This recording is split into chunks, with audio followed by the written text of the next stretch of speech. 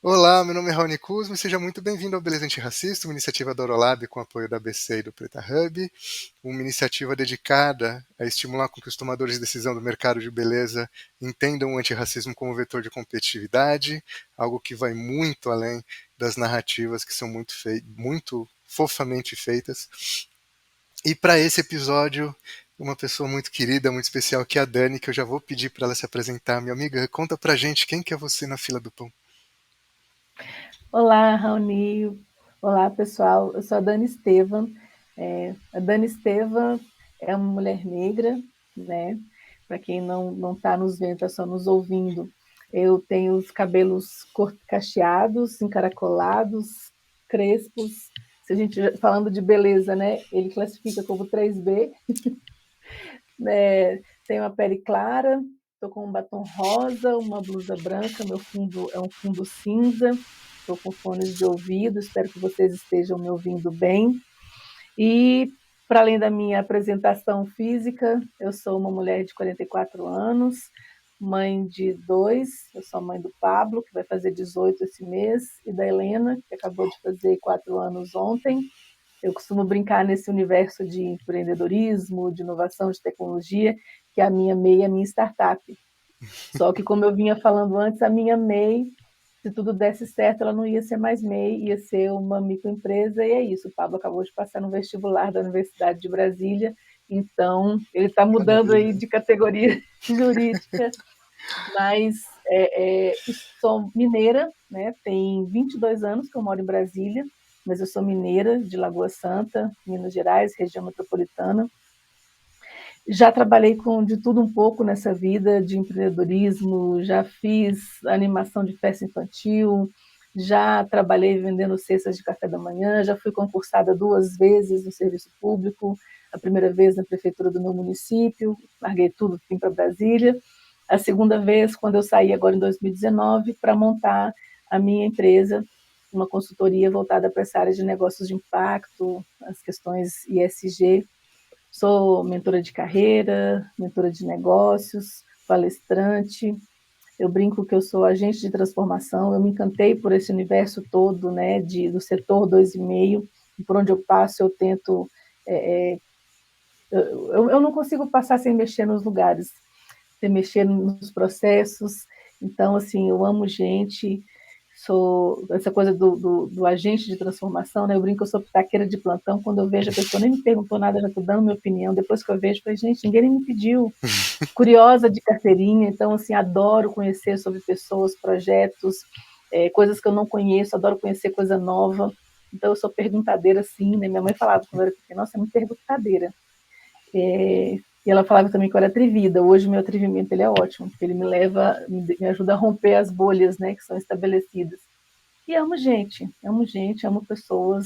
Eu convivi numa casa de muitos olhares, muitas perspectivas, muitas pessoas diferentes. Então, assim, aprendi com a minha mãe. Minha mãe sempre gostou de receber as pessoas, de conversar com as pessoas. Ela sempre me dizia que todo mundo tem algo de importante e de interessante nessa vida que pode me ensinar muita coisa. Então, que eu olhasse para as pessoas com esse olhar de que todo mundo, sabe, tem alguma riqueza. E é isso que eu faço. Eu acredito muito que essa paixão minha pelas pessoas é a minha mola para que eu possa transformar o mundo através dessas conexões e dessas perspectivas. Adoro juntar gente. Pandemia, imagina o caos que não foi para mim, né? E faladeira, né? Você viu que você só pediu para me apresentar e já falei um bocado de muitas coisas. Ah, perfeito, minha amiga, perfeito. E Dani, pra gente começar, a gente tem uma pergunta combo e padrão no nosso podcast, que é: o que é beleza pra você? E a partir dessa definição, você se sente representada pelo mercado de beleza? Então, pergunta capciosa, difícil. E não tem como responder segundo Aurélio, segundo Miquelis, né? Tipo, sei lá, beleza, o conceito de beleza deve ser tudo aquilo que é belo, alguma coisa nesse sentido. E aí que é muito subjetivo, porque o que é belo, né? Eu queria muito fazer arquitetura. Então eu sou uma pessoa que eu tenho e já trabalhei como personal organizer, nessas coisas todas que eu fiz, eu já fui personal organizer. Então eu sou metódica, aquela pessoa que tem toque, que gosta de tudo organizado, tem um senso estético para coisas físicas, principalmente, de uma forma peculiar. Então, mas eu faço uma distinção, sabe? Para mim, uma coisa é a beleza nesses conceitos materiais, outra coisa é a beleza quando a gente entra para as pessoas, né? E eu acho que muito do que a gente vem sendo estimulado. Então, a beleza, você vê que ao longo do tempo vai mudando, né? O que é um corpo ideal, né? Para a mídia, principalmente, para o mercado de mulher, de homem, seja lá o que for, o que é uma cor ideal, um cabelo ideal. Então, isso é muito subjetivo. Eu não me sinto representada, mas eu percebo que eu sou muito mais representada do que já fui algum dia, porque assim, eu adolescente, eu não tinha os recursos que eu tenho hoje. Então, isso já é um salto, isso já é uma mudança, isso já é uma evolução. Eu lembro que quando eu era adolescente, eu tinha que fazer uma mistura de gelatina incolor para poder passar no cabelo, porque o gel mesmo de cabelo ele não funcionava muito para o meu cabelo, ele agredia muito o meu cabelo. E porque eu queria, na minha adolescência, o senso, né, o meu senso estético de beleza para ficar uma coisa mais que eu não sabia, mas que mais adequada para o meu circuito, para o meu círculo e para ser aceita, né? A gente falou um pouquinho lá atrás sobre a questão do pertencimento. Era um cabelo, ele até podia continuar cacheado, mas ele tinha que estar domado. Então era um cabelo que ele tinha que estar baixinho. Então eu usava gelatina. E aí era terrível, porque isso, imagina, adolescente, você está ali naquela fase da paquera, daquela coisa toda, aí chega alguém, vai te abraçar. Quando eu vi, eu estava toda, meu ombro todo pregando, melando, porque o meu cabelo encostava, e era uma gelatina. Então, assim, era esse processo intenso, né? E aí fazer escova para o cabelo ficar mais liso, né? Usar o cabelo liso. Ou então, eu desde criança, minha mãe usava bobs no meu cabelo, aqueles rolinhos, né? Para o cabelo ficar liso. A minha questão, e aí, você vê, a gente está falando de beleza e eu já falei várias coisas relacionadas ao cabelo, né? Então, assim, para mim, e quando a gente fala, né, a questão do cabelo ser uma coroa, a cada vez mais eu venho percebendo como isso é forte e é real. Porque muito da minha vida e da minha interação com os adolescentes, com o meio, com as pessoas, foi muito mais sobre o meu cabelo do que sobre outros atributos físicos. Então, nesse sentido, por exemplo, se a gente for falar do hidratante, eu morei em Minas durante muito boa parte da minha vida, é um outro tipo de clima. Então, eu acho que não é só uma questão que envolve o meu tipo de pele, mas também, né, a região onde eu estou. Então, as pesquisas precisam ser mais profundas nesse sentido. Quando eu vim para Brasília, que já é um clima mais seco, então aqui, por exemplo, é super tranquilo eu passar e eu sinto falta, se eu não passar nada na minha mão, por exemplo. Mas eu tive dificuldade de coisas para falar de coisa de tom de pele, sabe? Achei mágico quando veio lá a mudança dos lápis para o tom de pele. Nossa, que legal, que sacada, né? Vamos fingir que foi uma sacada. Foi uma virada de chave. Mas eu tinha isso. Hoje o fato de você já ir para uma loja de cosmético, comprar algo que tem ali a especificidade, porque antes, lembra, era todo tipo de cabelo. O shampoo serve para todos os tipos de cabelo, do hashtag, só que não. Será que a pesquisa, depois que eu trabalhei na universidade, a gente começa a ver a questão do peso das pesquisas científicas, né? Da questão do deep tech, da coisa da bancada, até que a coisa sai da bancada para ir para o mercado mesmo, né? Para ser consumido, é um processo complexo. Então, será que esse processo ele levava em consideração todas essa diversidade que a gente tem, né, de pele, de tipo de pele, de tons de pele, de tipos de cabelo? Porque mesmo se eu acabei de falar que o meu cabelo é 3B, mas eu duvido que todos os 3B vão ser da mesma forma, né? Então, assim, hoje a gente já está sendo visto de alguma forma pelo mercado, tem essa diferença, né? Porque era isso, nem na hora que eu ia comprar o shampoo, a pessoa que vinha lá na imagem do shampoo era uma pessoa que talvez exatamente, então eu queria que a minha imagem refletisse aquela pessoa, e não o contrário, né? Deveria ser o contrário, eu vou e compro algo para minha imagem. Então, quando a gente fala dessa questão de representar, se sentir representada, mas ainda se você for olhar, ainda mais você que é dessa área, desse mercado, ainda tentam colocar um padrão específico de beleza negra. Né? Ainda tem um corpo específico, ainda tem um tom de pele, ainda tem um tipo de... e o meu cabelo mudou muito, desde que eu parei de usar química, até eu tive Covid 3 vezes, então isso mudou muito. As minhas 2 maternidades, cada uma delas mudou o meu cabelo, meu tipo de fio. Imagina, não tem como eu usar. Eu conheço pessoas que usam quase a vida inteira o mesmo shampoo. Não tem como eu usar o mesmo shampoo, o mesmo condicionador. A cor do meu cabelo mudou. O meu cabelo, quando eu Que nasci, ele era interessante. quase branco, de tão louro. E hoje ele está quase preto. Então, assim, são muitas mudanças. Ou seja, e eu sou um mercado, eu sou uma pessoa que consome, eu sou uma pessoa que vou lavar o meu cabelo, que vou hidratar o meu cabelo.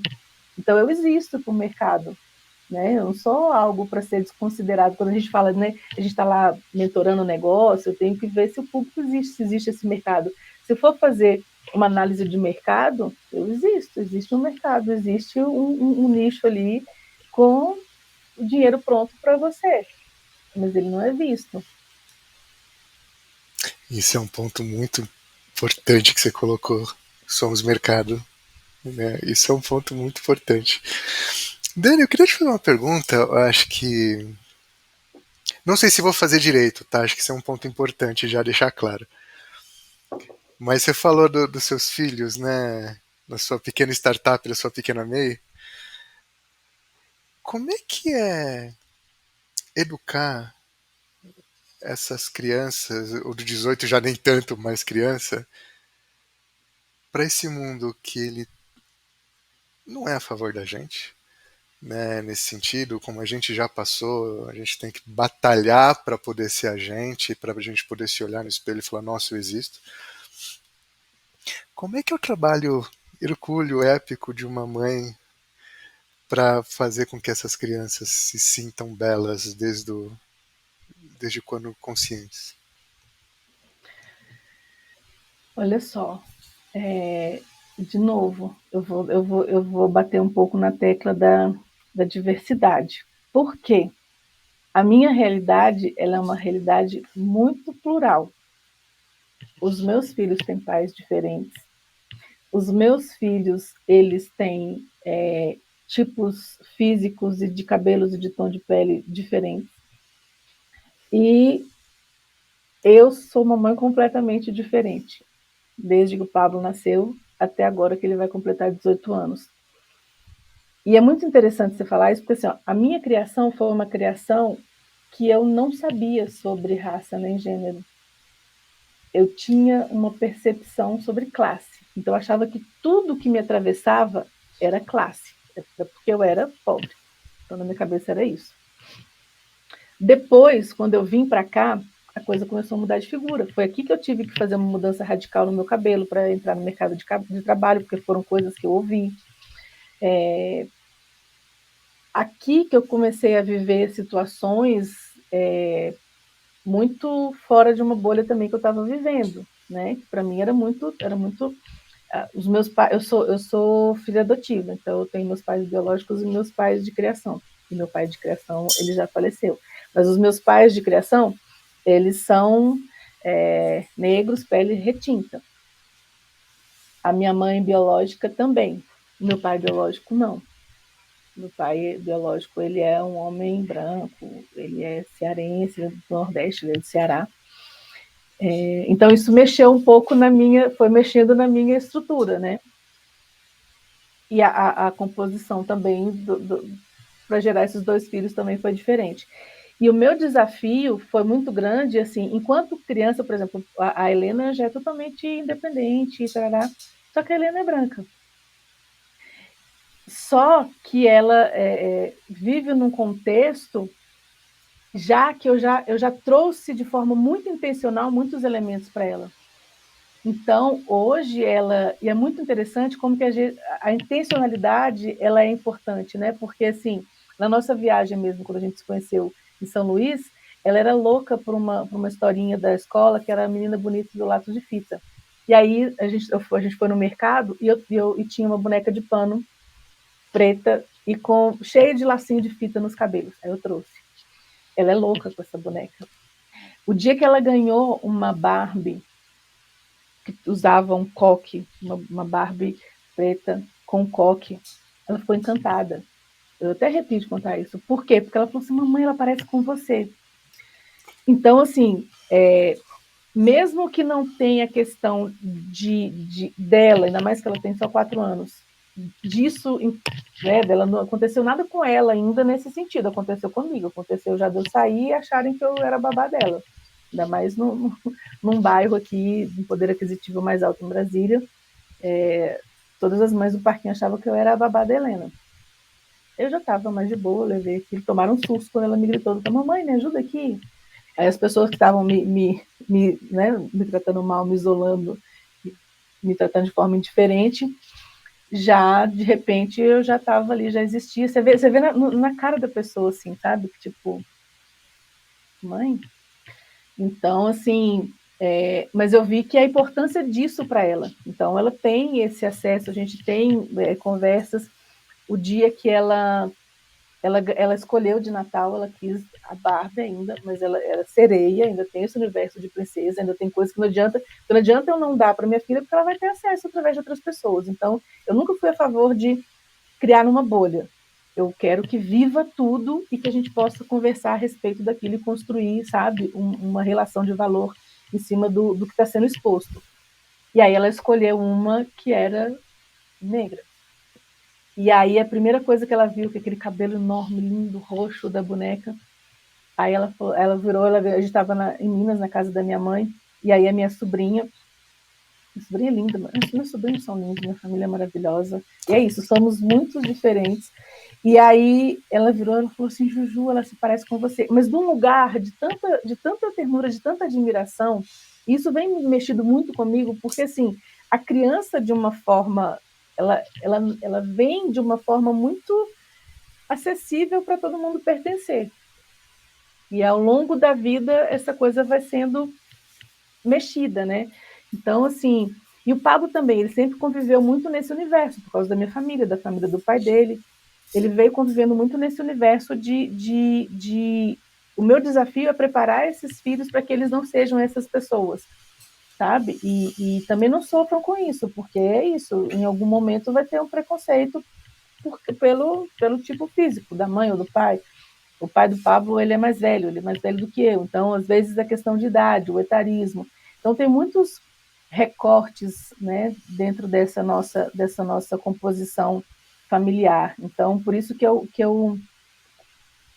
comecei a trabalhar com a questão de gênero e a partir de um momento não fazia sentido eu falar só sobre isso, sabe? O que me atravessava era muito mais profundo. Então, assim, é um desafio também. Agora a gente estava vivendo uma situação que o Pablo queria, eu comecei a fazer, levei muito tempo, eu comecei a fazer as tranças, né? Aquelas tranças Que lindas e legal. maravilhosas. E amo. E falei, gente, que coisa prática, que maravilhoso. E aí todo mundo pergunta, não dói, não sei o que lá. Eu falei, cara, você já fez escova, já fez chapinha? Sabe o tanto que aquilo queima o seu cabelo e dói? Então, assim, dor por dor, né? Seja lá o que for, essas coisas da beleza para a gente ficar maravilhosa, para a gente ficar no que talvez seja um senso estético, né, aceitável. Enfim, a gente faz. E eu amo, hoje em dia, quase não vivo sem. Você me pegou na semana de transição aqui, ó. Acabei de tirar uma, estou dando um tempo para colocar outra. E ele estava louco para fazer, ele queria fazer as tranças. Só que também o Pablo não tem a pele retinta. Ele falou assim, mãe, eu não consigo fazer, eu tenho medo de fazer. E aquilo me mexeu comigo porque ele é um cara que tem uma consciência de classe, de raça, de tudo muito profunda. Ele viveu, desenvolveu e é uma pessoa extremamente respeitosa. E aí eu lembro de uma conversa que eu tive uma vez com a minha transista. Aí ela falou assim, eu trabalho com isso. Então, a mulher negra trabalha com isso, isso é o sustento dela. Ela falou, o dinheiro que eu recebo, inclusive, que é o meu sustento, ele não faz essa distinção. E aí eu vou até deixar uma sugestão aqui de um vídeo que eu assisti esses dias no canal da Rita Von Hunt, que fala exatamente sobre essa questão de apropriação cultural.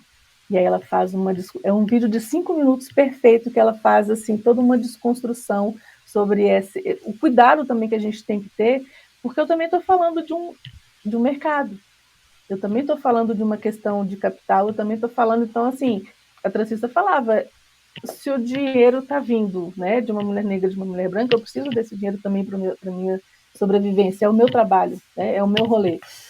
Então, a gente também tem que tomar muito cuidado, né, quando a gente vai trazer esses olhares, porque não dá mais para ser binário, não dá mais para falar é isso ou aquilo, pode ou não pode, né? E aí eu vou para uma coisa que você me falou hoje, que eu vou guardar isso, o psicólogo é seu, mas eu já vou tomar para mim. Veio do coração, né? E aí a gente, lógico que assim, tem uma linha tênue, não é uma questão de passação de pano, mas veio do coração.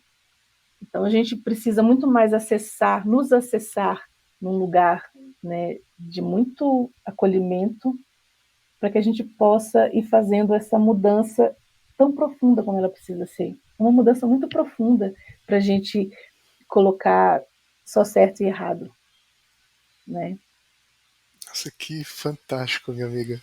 Que e obrigado, porque são camadas que você traz que deixa claro que a gente precisa abraçar a complexidade, né? Não é diminuir num sim ou não, ou num binarismo que no final das contas é uma grande preguiça intelectual, que a gente cancela, higieniza e nega a vida, né? Como ela é de fato.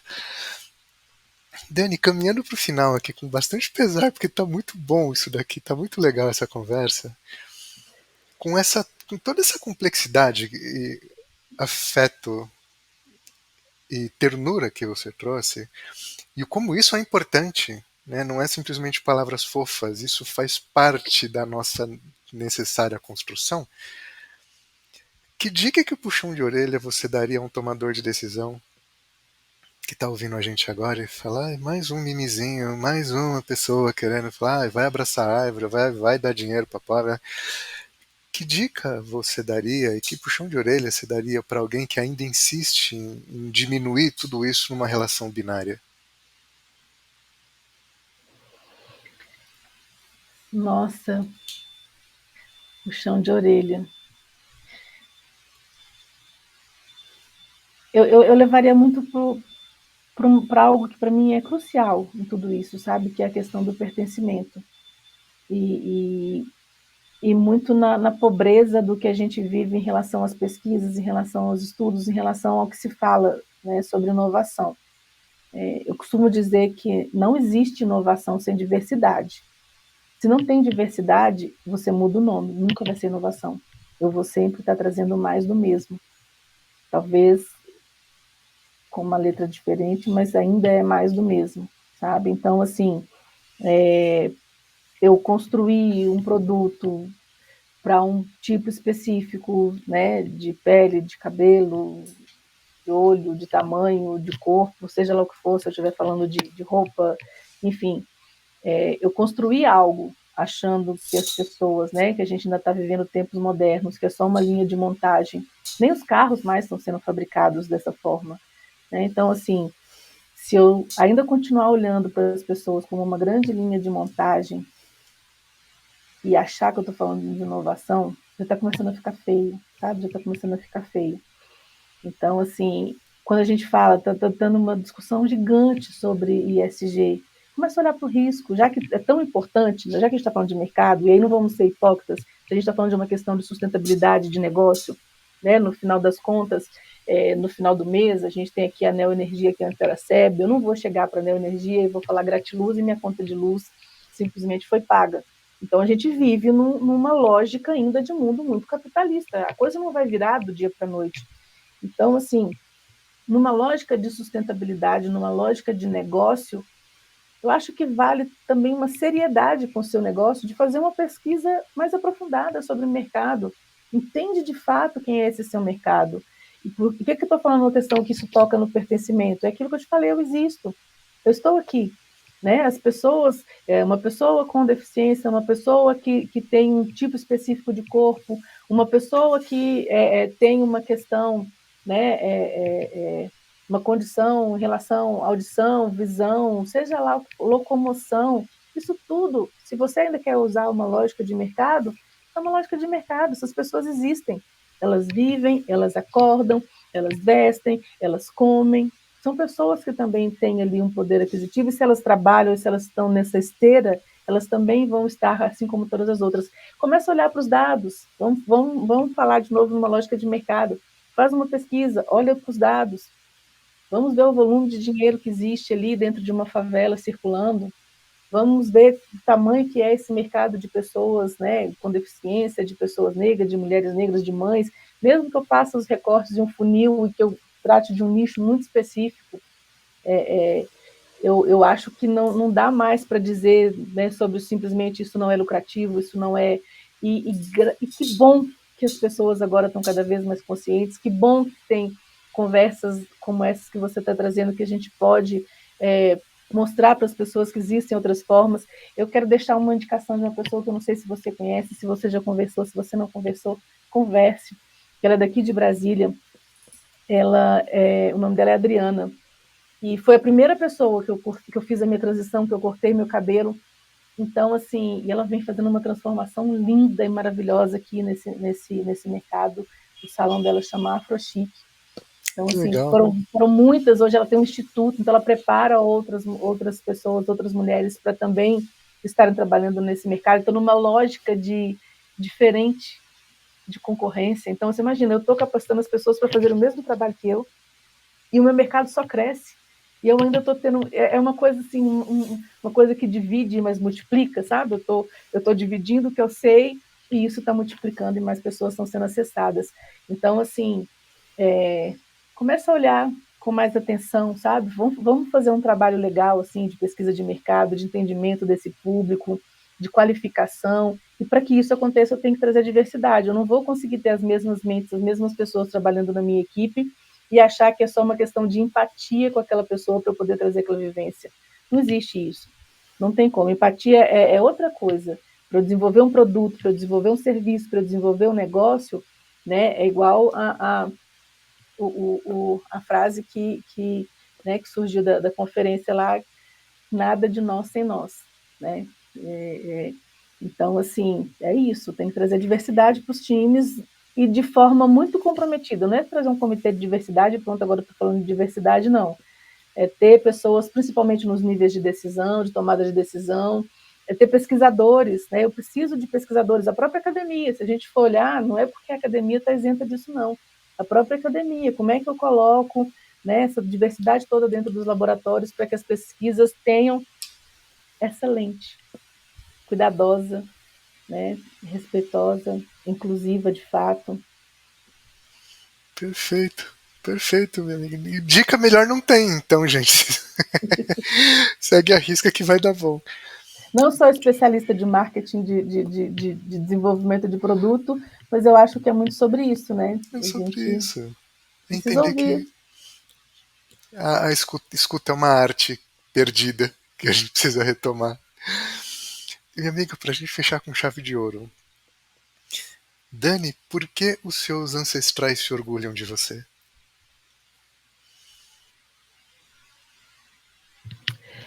Ai, meu Deus. Eita, você mexeu um pouquinho. Uma pergunta simples, né? Mas é porque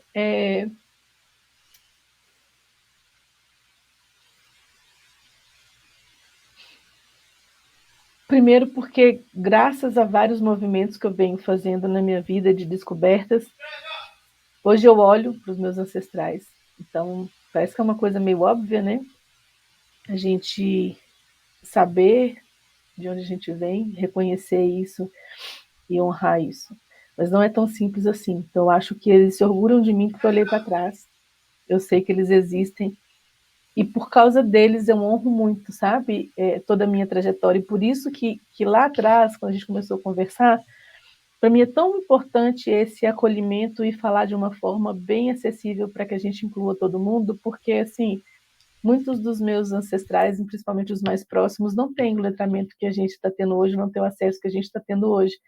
Eu não posso simplesmente apagar eles da minha vida ou dizer que eles fizeram tudo errado porque eles não tinham esse conhecimento ou foi a forma de resistência que eles encontraram. Então, não adianta a gente achar que todas as pessoas negras, as mulheres pretas, todo mundo viveu em situações, em quilombos, em lugares que tinham todo esse aparato essa informação, né?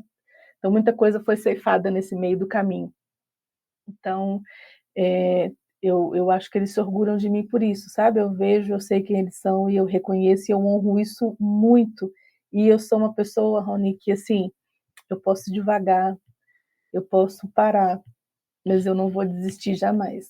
Eu tenho 2 filhos e eu preciso entregar seres melhores para o mundo, sabe? Então, assim, o meu compromisso de passar para frente tudo que eu aprendi, de não deixar, por isso que quando você me perguntou, né, fala sobre você, eu falo que eu sou mineira, parece bobagem, mas isso é muito importante para mim. Eu saber da minha condição, que eu tenho 2 pais, que eu tenho 2 mães, isso é quem eu sou, essa é a minha verdade, eu tenho 2 filhos de situações, né, de casamentos, de composições diferentes, então eles se orgulham de mim porque eu honro muito quem eu sou e eu acredito muito que a gente ainda pode fazer isso pelo caminho do meio com muito amor, com muito respeito, com muito acolhimento e eu acredito que vai dar certo. Eu acredito que a gente vai chegar nesse momento de comunhão, sabe? E de não separação. Porque foi por isso que a gente sobreviveu. Né? Lá das cavernas até aqui não foi sozinho que a gente chegou aqui. Porque a gente continue juntos. Perfeito, minha amiga, perfeito. E, Dani, obrigado. Obrigado por tanto. Espero que você tenha gostado como a gente gostou. Adorei, eu achei tão pouco. Eu achei que a gente podia ficar aqui mais umas 2 horas nessa sexta-feira pré-carnaval. Mas terão outras oportunidades, com certeza. Obrigada, viu? Obrigada por me ver, por me reconhecer e por estar aqui com você, dividindo e participando desse momento tão importante. Eu que agradeço, minha amiga. Obrigado por tudo. Obrigado por essa fala incrível, por nos lembrar que de fato a coisa é mais profunda. Né? Isso é extremamente importante. Então, muito obrigado, viu, minha amiga? Obrigado mesmo. E obrigado você também que ficou até agora com a gente aqui. Muito em breve, mais entrevistas incríveis como essa para vocês. Até já.